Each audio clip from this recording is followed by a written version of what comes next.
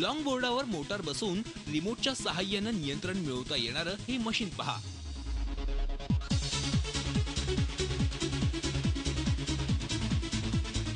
हे मशीन काही साधं सुद्धा नाही. तुम्हाला पायी चालण्याचा कंटाळा आलाय? दुचाकी घेऊन जाणं इंधनाच्या दृष्टीनं खर्चिक पडत असेल तर तुमच्यासाठी हे यंत्र स्पेशल ठरू शकतं. हे आहे इलेक्ट्रॉनिक स्केटिंग बोर्ड. नाशिकच्या खासगी महाविद्यालयातून इलेक्ट्रॉनिक्स कम्युनिकेशनचं शिक्षण घेणाऱ्या विराज रानडेनं हा खास स्केटिंग बोर्ड बनवलाय. स्वतःच्या वजनासह अतिरिक्त 5 ते 10 किलोचं वजन पेलू शकेल अशी व्यवस्था विराजनं यात केली आहे.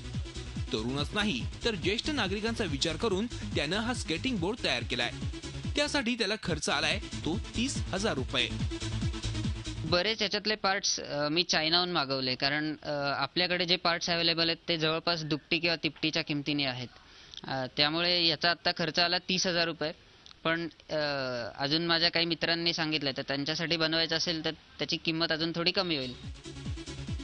इंधन वाचवण्यासाठी 2 महिन्यापूर्वी विराजने 4 चाकी वाहनासाठी एक उपकरण तयार केलं होतं.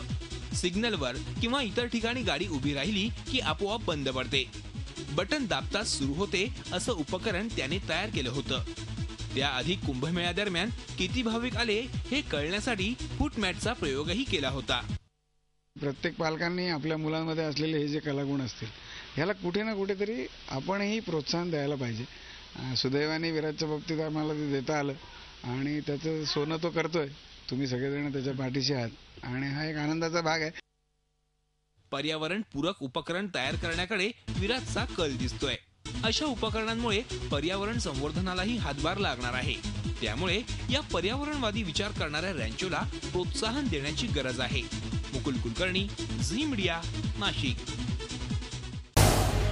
झी 24 तास रहा एक पाऊल पुढे.